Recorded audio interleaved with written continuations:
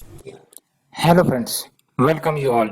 आज हम vision IAS के 2 सितंबर वाले डेली करंट अफेयर्स डिस्कस करेंगे। डिस्कस करने से पहले जैसा कि आपको पता है, हम लोग मैप सीरीज को डिस्कस करते हैं और मैप सीरीज में आज हम लोग इंडियन पॉलिटिकल मैप का डिस्कशन करेंगे। और इंडियन पॉलिटिकल मैप का डिस्कशन शुरू करने से पहले आप जो इंडियन मैप है उसका पिक्चर देखो, है ना। ये आपका लेटेस्ट मैप है, आपको भी पता है। रिसेंटली आपका जो जम्मू एंड कश्मीर है उसको डिमार्केट किया गया है ultimately into two UTs, that is your Ladakh and one is your Jammu and Kashmir. ठीक है, और आपको भी पता है लद्दाख आपका यूटी है, लेकिन यहाँ पर कोई लेजिस्लेटिव असेंबली क्रिएट करने की बात नहीं करी गई है। लेकिन जम्मू एंड कश्मीर में बेसिकली फ्यूचर में जो लेजिस्लेटिव असेंबली होंगी वो आएंगी, है ना। जैसे आपका पुडुचेरी देखते हो, आप पुडुचेरी यूटी है फिर भी वहां पर आपका लेजिस्लेटिव असेंबली है। उसी प्रकार से दिल्ली है, उसी प्रकार से जम्मू एंड कश्मीर में भी आपका लेजिस्लेटिव असेंबली आएंगी। लेकिन ये लेजिस्लेटिव असेंबली वाली जो सुविधा है वो लद्दाख में अवेलेबल नहीं होगी। ठीक है, तो सबसे पहले हम लद्दाख वाले से ही शुरू करते हैं। ठीक है, तो क्योंकि अब ये लद्दाख डिमार्केट हो चुका है आपका, तो हम लद्दाख के बॉर्डरिंग नेशन को देखते हैं। ठीक है, तो यहाँ आप ध्यान से देखो, सबसे पहले लद्दाख को डिमार्केट करते हैं। ये आपका पूरा लद्दाख वाला पोर्शन है। अभी हम फिजिकल मैप नहीं, पॉलिटिकल डिस्कस कर रहे हैं, बाद में हम लोग फिजिकल डिस्कस करेंगे। ठीक है, ये आपका लद्दाख है और आप ध्यान से देखो लद्दाख को बॉर्डर करने वाला कौन कौन सा हमारा स्टेट या यूटी है। तो सबसे पहली बात आपका जम्मू एंड कश्मीर यूटी है, जिसका कैपिटल आपका श्रीनगर है। दूसरे नंबर पर आपका हिमाचल प्रदेश है, जिसका कैपिटल शिमला है। और लद्दाख का कैपिटल आप जानते ही हो, लेह है। ठीक है, और अगर इंटरनेशनल बाउंड्री की बात करें तो आप देख लो, चाइना है बिल्कुल, पाकिस्तान है बिल्कुल, और आपका जो अफगानिस्तान है, छोटा सा पोर्शन यहाँ पर अफगानिस्तान का, यहाँ पर बॉर्डर करते हुए आपको दिख रहा होगा। ठीक है, तो ये हमने बात कर ली लद्दाख की। अब बात करते हैं जम्मू एंड कश्मीर की। तो जम्मू एंड कश्मीर की अगर हम बात करें तो सबसे पहले डिमार्केट करते हैं जम्मू एंड कश्मीर को। यहाँ आप देखो, ये है आपका जम्मू एंड कश्मीर, कैपिटल हमने डिस्कस कर ही लिया श्रीनगर।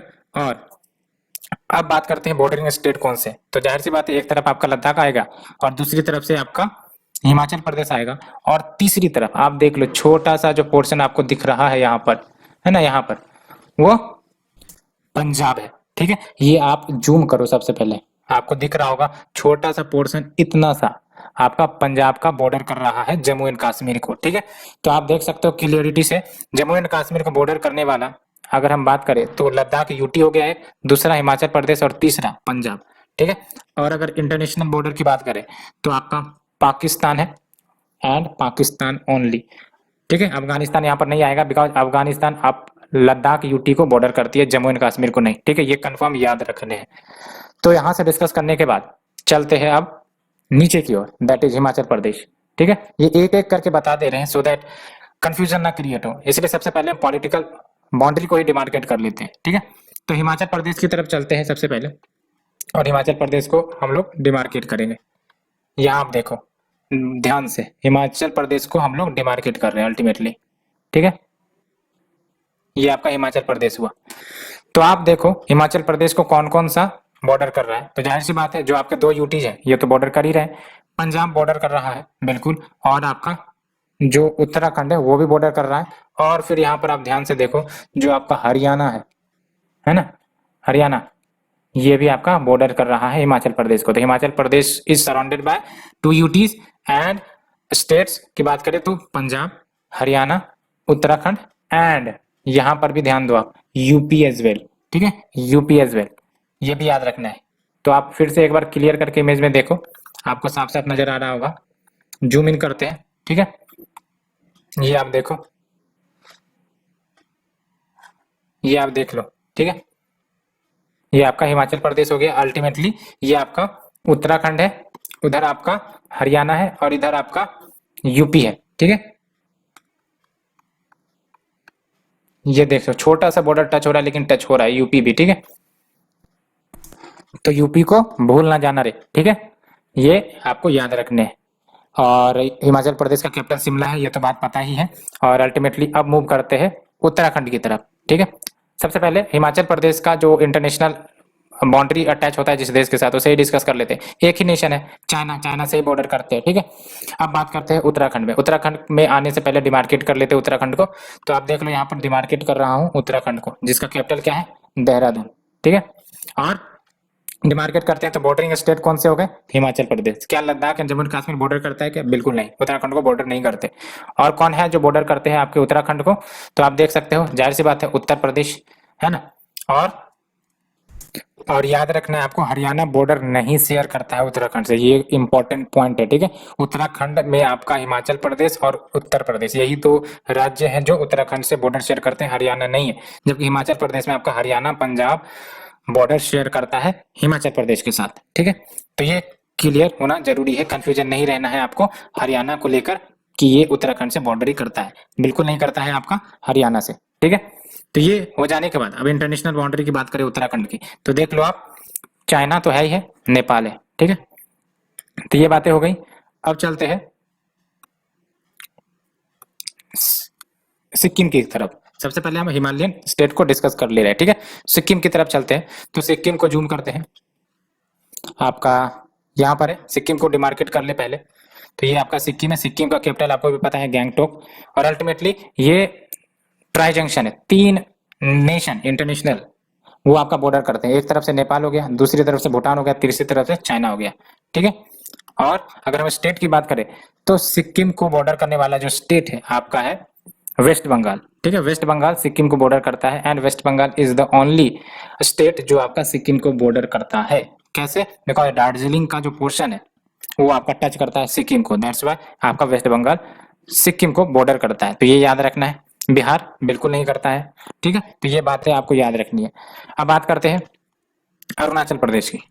अरुणाचल प्रदेश को डिमार्केट कर लेते हैं। तो अरुणाचल प्रदेश का बॉर्डर देखो, ठीक है। तो अरुणाचल प्रदेश को बॉर्डर करने वाली जो इंटरनेशनल कंट्री है, एक तरफ भूटान है, एक तरफ चाइना है, और एक तरफ आपका म्यांमार इस साइड से। तो ये याद रखनी है। अरुणाचल प्रदेश की कैपिटल क्या है, ईटानगर, ठीक है। और ये आपको याद रखनी है कि ईटानगर जो कैपिटल है वो आपका ईस्टर्न मोस्ट कैपिटल नहीं है। ईस्टर्न मोस्ट कैपिटल आपका नागालैंड कोहिमा का मिलेगा, ठीक है। अगर पूछा जाए ईस्टर्न मोस्ट कैपिटल आपका कौन सा है, तो ये आपका कोहिमा है। वेस्टर्न मोस्ट कौन सा है, ये आप कमेंट सेक्शन में हमें बताओ, ठीक है। तो अरुणाचल प्रदेश बॉर्डर करता है इंटरनेशनल बॉर्डरिंग तो हमने बता दिया। नेशनल बॉर्डरिंग की बात करें तो असम से और आपका एक नागालैंड से, ठीक है। ये हमने डिस्कस कर लिया। अब अल्टीमेटली चलते हैं आपके पूर्वांचल हिल की तरफ। पूर्वांचल यानी कि इधर से जो आपका हिल बनेगा नागालैंड, मणिपुर, मिजोरम सब में, वो आपका पूर्वांचल कहलाएगा, है ना, ठीक है। तो देख लो आप, नागालैंड से शुरुआत करते हैं। नागालैंड को बॉर्डर करने वाला, इसको सबसे पहले क्लियर कर लेते हैं। तो देखो नागालैंड को बॉर्डर करने वाला जो स्टेट है, ध्यान से देखना है, नागालैंड का कैपिटल आपका कोहिमा है। और नागालैंड आपका टच करता है international border only with Myanmar. और अगर नेशनल बॉर्डर की बात करें तो असम तो है ही है, और अरुणाचल प्रदेश है, और मणिपुर है। एक खास बात आपको असम में देखने को मिलेगा, वैसे असम की डिस्कशन नहीं कर रहे, लेकिन जनरली आपको ये पता होना चाहिए कि असम जो है वो सारे नॉर्थ ईस्ट स्टेट से बॉर्डर करता है सिक्किम को छोड़कर, ठीक है। बाकी सारे नॉर्थ ईस्ट स्टेट से बॉर्डर करेगा, जो आपका अरुणाचल हो, शिगलोंग हो, आपका त्रिपुरा हो, मिजोरम हो, मणिपुर हो, सबसे बॉर्डर करेगा, नागालैंड से भी बॉर्डर करेगा। इसीलिए याद रखना है, कोई भी नॉर्थ ईस्ट स्टेट के बॉर्डरिंग नेशन पूछे जाएंगे तो असम तो होगा ही होगा, ठीक है। तो नागालैंड हो गया, नागालैंड का capital Kohima, Kohima is the eastern most capital of India. And उसके बाद आपका मणिपुर आता है, मणिपुर को बॉर्डरिंग करने वाला देख लो आप, एक तरफ असम तो होगा ही होगा, नागालैंड होगा, और अल्टीमेटली आपका मिजोरम भी होगा, ठीक है। और इंटरनेशनल बॉर्डर की बात करें तो म्यांमार होगा। उसके बाद मिजोरम की तरफ आते हैं, तो मिजोरम को डिमार्केट कर लेते हैं। मिजोरम को बॉर्डर करने वाला एक तरफ से आपका बांग्लादेश इंटरनेशनल बाउंड्री बनाएगा, और दूसरी तरफ म्यांमार आपका इंटरनेशनल बाउंड्री बनाएगा, ठीक है। और अगर हम स्टेट की बात करें तो आपका त्रिपुरा को टच करता है, असम को तो जरूर टच करेगा, फिर मणिपुर को टच करता है ना। फिर आते हैं आप त्रिपुरा की तरफ। त्रिपुरा का कैपिटल क्या है, अगरतला। और याद रखना है त्रिपुरा आपका बांग्लादेश से ही सिर्फ बॉर्डर शेयर करता है, मिजोरम से नहीं, ये कंफर्म याद रखना है। Tripura only shares boundary with Bangladesh, not with Myanmar. और अगर हम स्टेट से बॉर्डरिंग नेशन की बात करें तो एक तरफ आपका असम हो जाएगा और दूसरी तरफ मिजोरम हो जाएगा, ठीक है। मेघालय से त्रिपुरा बॉर्डर नहीं शेयर करता है, मेघालय का तो बॉर्डर यहाँ पर है, ठीक है। त्रिपुरा ओनली यहाँ पर है। और अगर हम बात करें मेघालय की, तो मेघालय आपका बॉर्डर शेयर करता है बांग्लादेश के साथ और आपका असम के साथ, बस इन्हीं दो के साथ, ठीक है। बांग्लादेश आपका इंटरनेशनल हो गया, असम आपका नेशनल हो गया। मेघालय का कैपिटल क्या है, शिलोंग, ठीक है। तो कैपिटल अरेंजमेंट की बात करी जाएगी अगर north east state, north to south, तो सबसे नॉर्थ में आप देख सकते हो ईटानगर है, उसके बाद आप देखो कोहिमा है, उसके बाद आपका इम्फाल है, उसके बाद एजुअल है। ठीक है, तो ये याद रखना है, जनरल आपको इतना ही याद रखना है, ईटानगर, उसके बाद कोहिमा, उसके बाद इम्फाल, उसके बाद एजुअल, दिसपुर, अगरतला, इन सबको आप अलग ही रखो। इतना याद रखोगे तो क्वेश्चन निकल ही जाएंगे। ठीक है, नॉर्थ टू साउथ अलाइनमेंट। तो हमने ये नॉर्थ ईस्टर्न स्टेट्स के मैप को डिस्कस कर ली। Let's move up to our main article. ठीक है, पहला है आपका fertiliser stocks deplete after dip in import. तो जाहिर सी बात है इंपोर्ट्स कम हो गई तो जो फर्टिलाइजर स्टॉक्स है उसमें भी कमी देखने को मिली।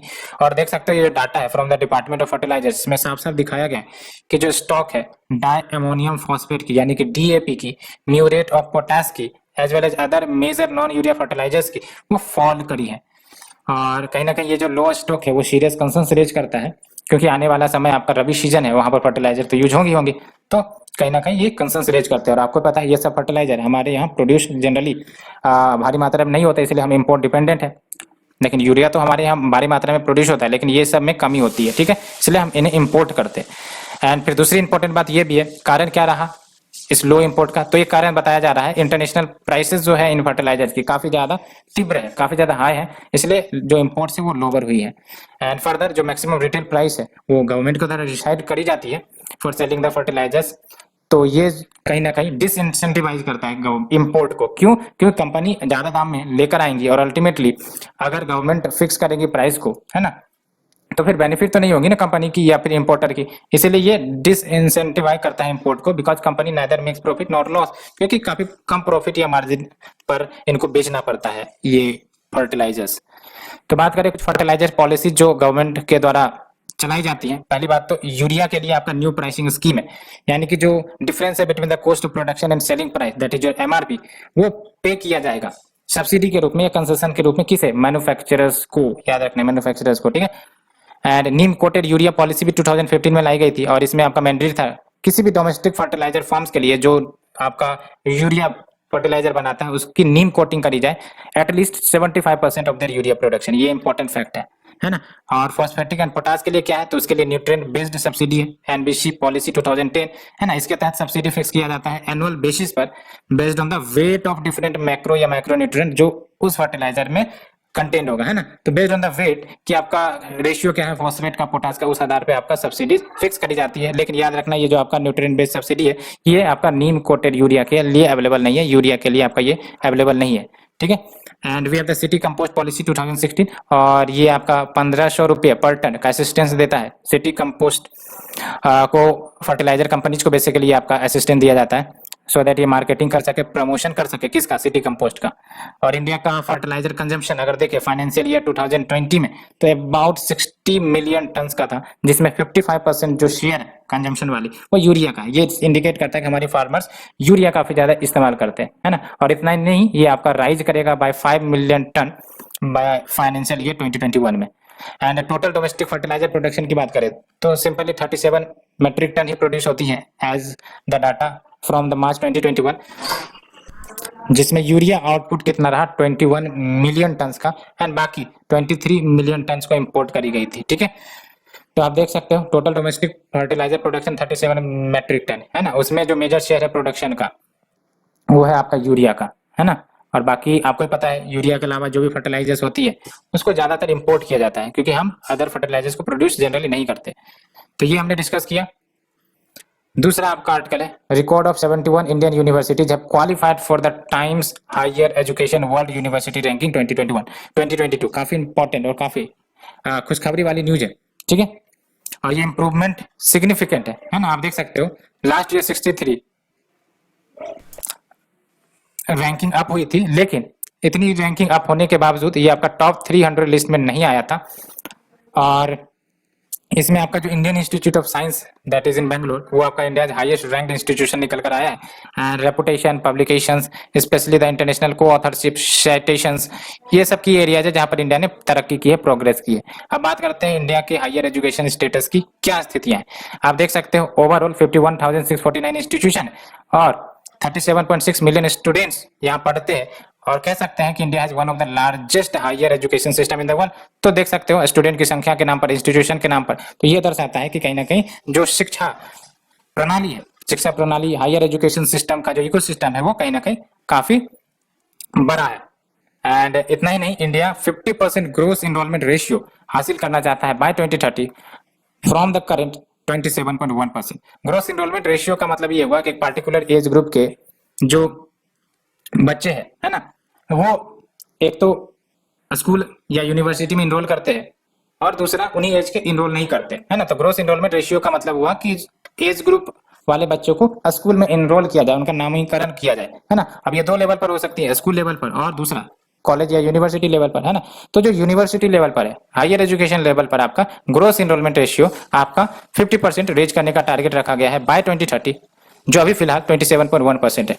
और क्या आपका कुछ इश्यू फेस कर रहा है आपका higher education sector?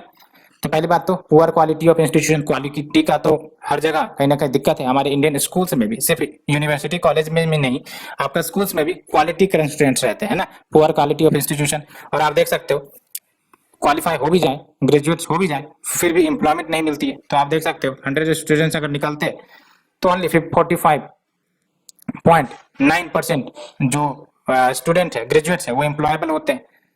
And total education expenditure अगर देखा जाए तो ओनली 3.1% ऑफ जीडीपी, जो कहीं ना कहीं 40% है आपका हायर एजुकेशन को। यानी कि कहने का मतलब टोटल एजुकेशन में खर्च किया तो जाता है 3.1% ऑफ जीडीपी, लेकिन उसमें भी क्या जाता है आपका हायर एजुकेशन को सिर्फ 40% जाता है ना। हाल ही में गवर्नमेंट ने क्या स्टेप्स लिए हैं? पहली बात तो इक्विप प्रोग्राम आया, यानी कि education quality upgradation and inclusion programme, और इसके तहत क्वालिटी एंड एक्सेसिबिलिटी जो हायर एजुकेशन की है वो इंप्रूव किए जाएंगे during the period 2019 and 2024 along with revitalizing the infrastructure and system in education that is rise by 2022। And तीसरा scheme for transformational and advance research in sciences, जिसको हम कहते हैं स्टार्स प्रोग्राम, है ना। और इसके तहत फंडिंग करी जाएगी to the faculty of higher education institutions की वो रिसर्च प्रोजेक्ट्स में आगे बढ़े इन द बेसिक साइंसेस, ठीक है। तो स्टार्स याद रखना है for funding to faculty of higher education institution for research projects in basic sciences, क्योंकि इन सब में खर्च ज्यादा आते हैं। तो फंडिंग दोगे तभी तो आपका वो रिसर्च प्रोजेक्ट में इन्वॉल्व होंगे, और रिसर्च प्रोजेक्ट में इन्वॉल्व होंगे तभी तो आपका जो रिसर्च एंड इनोवेशन वाला एनवायरनमेंट है वो बेहतर बनेगा, तभी तो नए नए प्रोडक्ट, इनोवेटिव प्रोडक्ट्स आएंगे। तो ये है। और अन्य गवर्नमेंट स्टेप्स की बात करें तो देख लो, annual web based all India survey on higher education ये निकाला जाता है ऐसे। एंड जो आपका यूजीसी रेगुलेशन है जिसमें आपका recognition accreditation of the higher education institutions को दिया जाता है। एंड वी हैव द उन्नत भारत अभियान। तो ये हमने सेकंड आर्टिकल डिस्कस किया। Let's move to the third article, ठीक है। प्रधानमंत्री फसल बीमा योजना, इसमें कुछ हर्डल्स आ रही हैं और इनको फिर से रीलुक करने की जरूरत है। तो अगर हम बात करें पीएमएफबीवाई की, तो ये आपका क्रॉप इंश्योरेंस स्कीम है जो इंट्रोड्यूस करी गई थी to relieve the farmers if there is an agriculture uncertainty. और इसमें आपका हर्डल्स आ रहा है बिकॉज फार्मर्स के ही तरफ से डिससेटिस्फेक्शन आ रहे हैं, है ना। और इसमें बेसिकली जो स्टेट गवर्नमेंट्स हैं वो भी इसमें इंटरेस्ट नहीं दिखा रहे हैं, साथ ही साथ जो इंटरेस्ट का लॉस हो रहा है बाय इंश्योरेंस कंपनी, ये भी कुछ दिक्कतें हैं। तो क्या क्या दिक्कतें आ रही है? पहली बात तो डिससेटिस्फेक्शन ऑफ फार्मर्स, दूसरा स्टेट गवर्नमेंट्स ऑप्ट आउट कर रहे हैं, तीसरा इंश्योरेंस कंपनीज को जो इंटरेस्ट मिलनी है वो भी आपका नहीं हो पा रहा है। अब बात करते हैं challenges in implementation of PMFBY. तो क्या है? पहली बात तो delayed payment to farmer, farmer को टाइम पे पेमेंट नहीं मिलेगा तो समझो कि वो फिर इंश्योरेंस का मतलब ही नहीं हुआ, है ना। इंश्योरेंस कंपनी टाइमली पेमेंट नहीं करते फार्मर्स को। एंड दूसरी इंपॉर्टेंट बात ये भी कि स्टेट भी अपने शेयर ऑफ प्रीमियम को टाइमली रिलीज नहीं करते। एंड इंश्योरेंस कंपनीज कंपनसेट करते हैं फार्मर्स को, वो भी less than the premium they have collected. ये भी कुछ इंपॉर्टेंट है ना। ये लूप होल्स का इस्तेमाल करके ये सब तरीके अपनाए करते हैं ये insurance companies. And administrative challenges भी है। पहली बात तो ये कि states do not finalise on time जो लास्ट सीजन का क्या यील्ड रहा, और जब लास्ट सेशन का यील्ड डाटा नहीं निकल पाता तो कंपैरिजन नहीं किए जा सकते, है ना। तो ये जो लास्ट सीजन का डाटा है यील्ड वाला कि कितना प्रोड्यूस हुआ नहीं हुआ, है ना, वो की पैरामीटर है to endorse the farmers claim and even as the next sessions harvest जो आपके आने वाले होते हैं। और कोई प्रॉपर लैंड रिकॉर्ड्स नहीं हो पाती हैं, इसीलिए बहुत सारे क्लेम अनक्लेम्ड रह जाते हैं। एंड जो स्टेट है in the north east faces challenges like lack of interest by the insurance companies, है ना, नॉर्थ ईस्ट में जाना नहीं चाहते हैं, है ना। And lack of state budgetary resources to pay their share of the premium. Technological issues में क्या है? तो पहली बात तो ये कि जो असेसमेंट किए जाएंगे, क्योंकि ये सब इंश्योरेंस स्कीम है, इसका प्रॉपर असेसमेंट होना जरूरी होता है ना। तो टेक्नोलॉजिकल इश्यूज को ठीक किया जाए तो बेटर असेसमेंट हो सकेगा, बेटर फोरकास्टिंग ऑफ रेन हो सकेगा, है ना। और फिर आपका जो अदर वेदर कंडीशन है एक्यूरेटली वो सब भी आइडेंटिफाई नहीं की जाते, वो भी एक चैलेंजिंग वन है। और देख लो अंडर द PMFBY प्रीमियम पे करना पड़ता है फार्मर्स को रबी क्रॉप के लिए 1.5% पे करेगा फार्मर्स, खरीफ क्रॉप के लिए 2% पे करेगा, और जो हॉर्टिकल्चर यानी कि कैश क्रॉप है उसके लिए 5% पे करना होता है। ठीक है, बाकी जो है आपका state government and central government करती है। लेकिन देख सकते हो टिल 2020 जो बचा हुआ प्रीमियम है वो दो भागों में बटा जाता था इक्वली, तो आधा सेंटर पे करती थी और आधा स्टेट पे करती थी। फॉर एग्जांपल खरीफ क्रॉप के लिए 2% फार्मर्स को पे करना है तो बचा 98% में जो आपका रेस्ट है ना 49 वो आपका सेंटर स्टेट इक्वली डिस्ट्रीब्यूट करती थी, लेकिन 2020 तक ही। लेकिन अब सेंटर का कंट्रीब्यूशन 30% ही रह गया है फॉर अनइरिगेटेड एंड 20% ही रह गया है for irrigated crops. And north east region के लिए शेयर जो है सब्सिडी का वो 90:10 अभी भी है between the centre and the state. तो ये हमने डिस्कस किया। Let's move to the next article. आपका capacity building on integrated river basin management with focus on geospatial technology in riverine ecosystem. तो जियोस्पेशियल टेक्नोलॉजी की बात करें तो क्या होता है ये टेक्नोलॉजी? तो बेसिकली किसी ऑब्जेक्ट की ट्रैकिंग करी जा सकती है ना, उसी को हम कहते हैं जियो स्पेशियल टेक्नोलॉजी, है ना, यानी कि tracking the object and referring it to a specific location, उसे हम जियो स्पेशियल टेक्निक कहेंगे। और ये आपका हेल्प करता है इन studying the real earth geographic information. किस टेक्नोलॉजी की मदद से? ज्योग्राफिकल इन्फॉर्मेशन सिस्टम की मदद से, रिमोट सेंसिंग की मदद से, आर्टिफिशियल इंटेलिजेंस की मदद से, IoT डिवाइसेस की मदद से। अब बात करते हैं इश्यूज की। तो basically national mission for clean Ganga इन्होंने MOU memorandum of understanding sign किया है South Asian institute for advance research and development के द्वारा, सो दैट स्ट्रेंथन किया जा सके रिवर बेसिन मैनेजमेंट को। कैसे? जियो स्पेशल टेक्नोलॉजी की मदद से। तो जियो स्पेशल टेक्नोलॉजी का एप्लीकेशन की बात करें in the India's water sector तो क्या क्या बेनिफिट हो सकते हैं? पहली बात तो Indian remote sensing portals water sector के लिए हमारा है ना, भुवन WBIS पोर्टल, इसको कहते हैं Bhuvan water bodies information system. और ये sensor derived water bodies information utilise करी जाती है और उसके बाद स्पेशल मैप निकाले जाएंगे सरफेस वाटर बॉडीज के उनके हेल्थ की। And we have the national information system for climate and environmental studies, और ये आपका national level accurate and long term climate database generation provide करता है। नेक्स्ट इज जो इंडिया WRIS यानी कि India water resources information system, और इसमें information related to water resources via dashboards ये सब प्रोवाइड करी जाती है, as well as modules on water resources projects and tools for GIS layer editing. जल जीवन मिशन भी है हमारा, है ना, और ये आपका GIS मैपिंग करेगा वाटर सप्लाई का, सीवरेज इंफ्रास्ट्रक्चर का कहाँ है उसको मैप भी करेगा। नमामि गंगे प्रोजेक्ट भी चलते हैं जिसमें आपका base maps and 3D model तैयार किए जाते हैं। And we have the dam rehabilitation and improvement project जिसमें आपका remote sensing and GIS for dam site selection and monitoring progress, है ना। And we have the last national river linking project जिसमें आपका रिवर्स जब आपका मानसून का season आता है तो एक्सेसिव वाटर हो जाते हैं, तो कहीं कहीं फ्लडिंग आ जाती है, कहीं कहीं सूखा भी हो जाता है, तो एक्सेस वाटर को डाइवर्ट करे जाए to the lower water region, तो वो आपका रिवर लिंकिंग प्रोजेक्ट के अंतर्गत आता है। ठीक है, तो ये है जिसे आप देख लेना, वैसे कोई स्ट्रक्चर है basically. Let's move to the next article. Government tells utilises to ship in coal as demand surges. तो आप देख लो इंडिया ने अर्ज किया है to import coal despite world second largest producer with 5th largest reserve, because several power plants वो आपका fuel से रन आउट हो रहे हैं, बिकॉज पावर डिमांड धीरे धीरे बढ़ रहा है। आपको ही पता है इलेक्ट्रिसिटी स्प्रेड हो रही है पूरे गांव तक, तो जाहिर सी बात है जो एनर्जी की डिमांड बढ़ेगी। अब एनर्जी की डिमांड हम लोग पूर्ति करवाते हैं majorly by thermal power plant, coal based plant. तो डिस्पाइट की हमारे पास रिजर्व भी अच्छे खासे हैं, डिस्पाइट की हम लोग सेकेंड लार्जेस्ट प्रोड्यूसर है, फिर भी हमारी डिमांड की पूर्ति करवाने के लिए हमें इंपोर्ट तो करना ही पड़ेगा। और देख सकते हो data from central electricity authority, इसमें ये साफ साफ दिखाई गई है कि over half of the 135 coal fired plants इसमें आपका लेस देन वीक सप्लाई है ना, यानी कि एक सप्ताह से भी कम सप्लाई बचा है आपका, तो इसलिए आपका इंपोर्ट करना जरूरी हो गया है। और आप देख लो कोल फायर्ड पावर प्लांट्स आपका more than 70% of India electricity generation contribute करता है। अब बात करते हैं गवर्नमेंट के क्या क्या इनिशिएटिव लिए गए हैं कोल सेक्टर के लिए। पहली बात तो कमर्शियल कोल माइनिंग ओपन कर दिया गया for Indian as well as private companies, foreign companies. ठीक है, तो याद रखना सिर्फ इंडियन कंपनीज नहीं, foreign companies. And minerals law amendment act 2020 भी लाई गई थी जिसमें आपका ensuring ease of doing business पर फोकस किया गया था। And we have the coal mines special provision act 2015 जिसमें allocation of coal mines through transparent auctions ये भी अलाउ करी गई थी। And we have the cabinet committee on economic affairs जो अप्रूव किए हैं न्यू कोल लिंकेज पॉलिसी को, सो दैट एडुकेट सप्लाई होते रहे फ्यूल का to the power plant through reverse auction. And we have the Uttam that is unlocking transparency by third party assessment of mined coal, और ये आपका application for coal quality monitoring, इन सब के details दिए नहीं गए, इसलिए सिंपली आपको इसको एक बार पढ़ लेने हैं फिर आगे बढ़ना है। ये सब के डिटेल्स आपको बड़े वाले मैगजीन में मिलेंगे, इसलिए इसको कंप्लीटली डिस्कस नहीं किया जा रहा है। आप ऑन एवरेज याद रखना है कि हाँ ये सब कुछ स्कीम्स है जो चलाए जाते हैं। क्या चैलेंजेस है कोल सेक्टर के लिए? We have the delayed land environment and forest clearances में ही डिले होती है, तो इसलिए हम लोग जो माइनिंग है वो उसको करने में दिक्कत करते हैं। And we have the higher operation and maintenance cost and quality of Indian coal, ये भी एक इंपॉर्टेंट है ना। It such that it is high in silica and aluminium, याद रखना high in silica and aluminium, लेकिन सल्फर कंटेंट में कम रहता है, ठीक है। कार्बन डाइऑक्साइड काफी ज्यादा रिलीज होते हैं, सल्फर कंटेंट जो आपका इंडियन कोल का है वो कम रहता है, ठीक है। एंड दूसरा एक चैलेंज ये है कि हाई एस कंटेंट, यानी कि जब जलाए जाएंगे तो एसेस काफी ज्यादा निकलते हैं, तो ये हमने डिस्कस किया। Let's move to the shorter articles. Special drawing rights, special drawing rights जब भी आप नाम सुनो तो याद रखना है आपको, ये आपका आईएमएफ का है, ठीक है। और न्यूज में इसलिए रहा है बिकॉज आईएमएफ ने एसडीआर 12.57 बिलियन का एलोकेशन इंडिया को दिया है।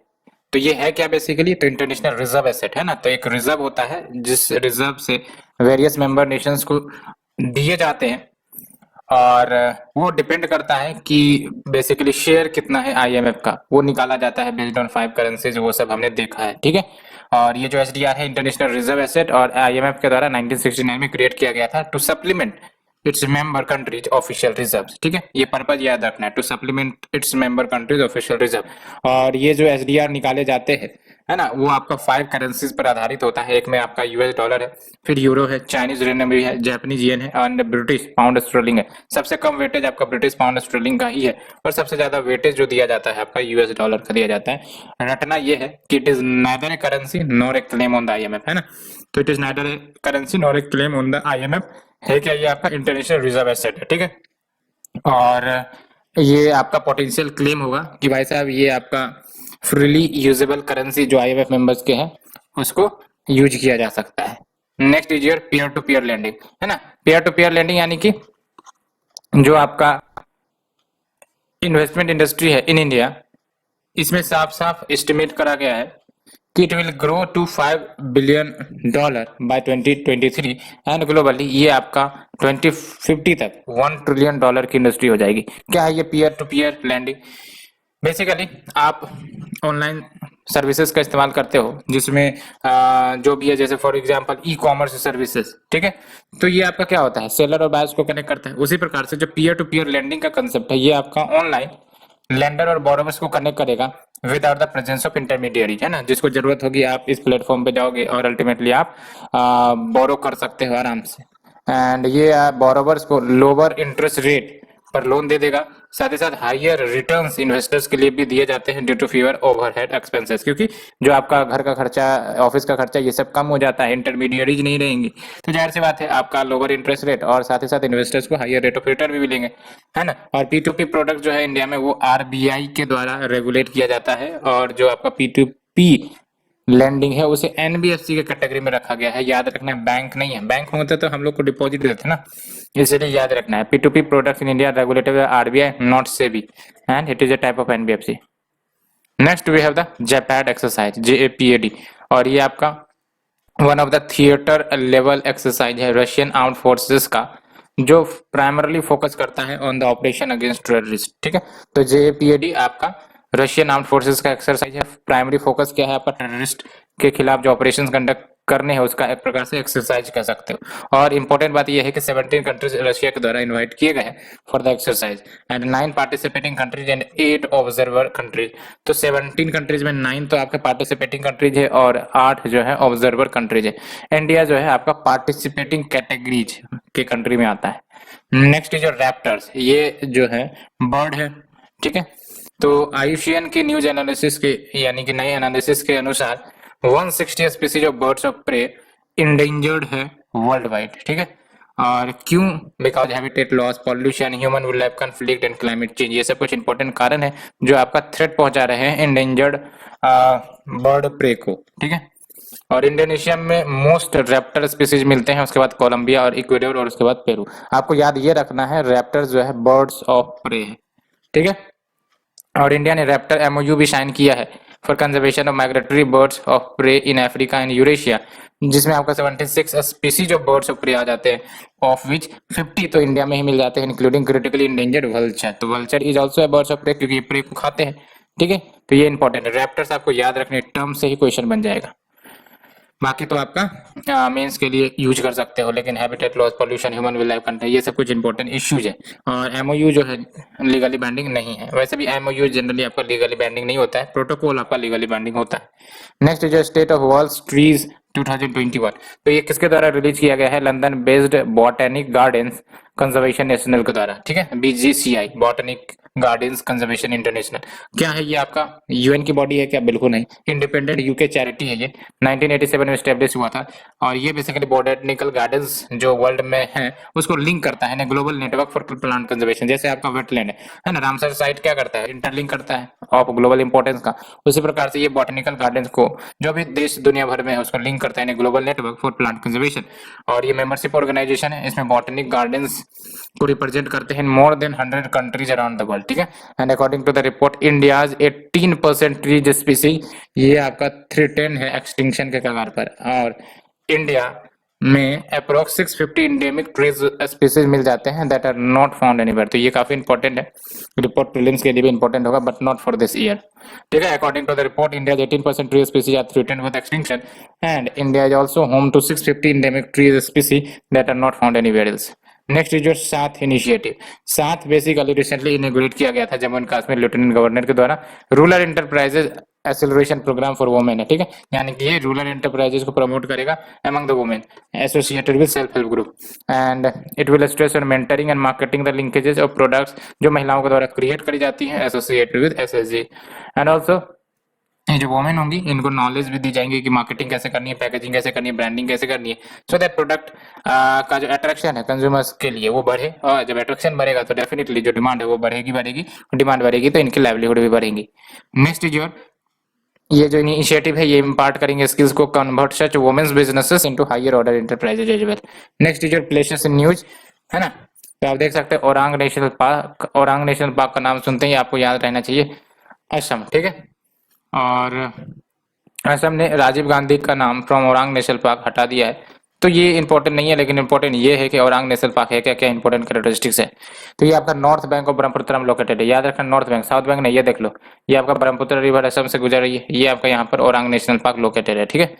एंड ये वाइल्ड लाइफ सेंचुरी के रूप में 1985 में स्टेब्लिश हुआ था, नेशनल पार्क 1919 में डिक्लेयर हुआ, 1999 में।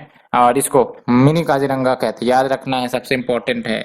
ओरांग नेशनल पार्क को मिनी काजीरंगा कहते हैं, काजीरंगा भी असम में ही है ना। और ओरांग को मिनी काजीरंगा भी कहते हैं। और इसमें आपको 1 हॉर्न रिहिनोसेरस मिल जाएंगे।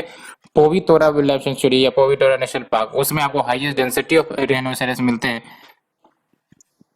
और चिलिका लेक की बात करें तो इरावदे डॉल्फिन आपको फाउंडेड इन चिलिका, इसलिए न्यूज में आई है ना। चिलिका लेक में एक इरावदे डॉल्फिन का डेड बॉडी मिला है बेसिकली। और चिलिका की बात करें तो एशिया लार्जेस्ट ब्रैकिश वाटर है और world second largest coastal lagoon है। दो इंपॉर्टेंट बात चिलिका लेक के बारे में, ठीक है। Asia largest brackish water and world second largest coastal lagoon. और ये फर्स्ट इंडियन वेटलैंड है इंटरनेशनल इंपॉर्टेंस का, जो डिक्लेयर करी गई थी रामसर कन्वेंशन के तहत 1981 में। और इरावदे डॉल्फिन आपका इंडेंजर्ड कैटेगरी IUCN की रेड लिस्ट में, ये है आपका चिलिका लेक, देख सकते हो, ठीक है। और कुछ इंपॉर्टेंट लोकेशन, सतपटा यहीं लोकेटेड है, NH5 देख सकते हो, बहरामपुर देख सकते हो, है ना। बट उसे डिटेल में जाने की जरूरत नहीं है। और ये हमने देख लिया चिलिका लेक के बारे में, world second largest coastal lagoon, Asia largest brackish water and फिर आपका इरावदे डॉल्फिन का कैटेगरी देख लिया, इंडेंजर्ड है। और ओरांग नेशनल पार्क देख लिया, north bank of Brahmaputra river, और आपका मिनी काजीरंगा भी उसे कहते हैं, ठीक है। और clarification for news today dated on 1 सितंबर, तो देख सकते हो news related to UNSC resolution second bullet third sub point, the grouping being refer to here is Taliban. अच्छा, जो ग्रुपिंग है उसको तालिबान रेफर किया गया था। और news related to solar power under third bullet related to ISA membership, शुरुआत में तो लिमिटेड है countries within the topic, लेकिन बाद में ऑल UN मेंबर कंट्रीज के लिए ओपन किया गया। ये तो हमने पढ़ा भी था कभी, सो ये आपको भी पता होगा। होप फ्रेंड्स ये क्लियर हो गई होंगी। Thank you friend, thank you very much.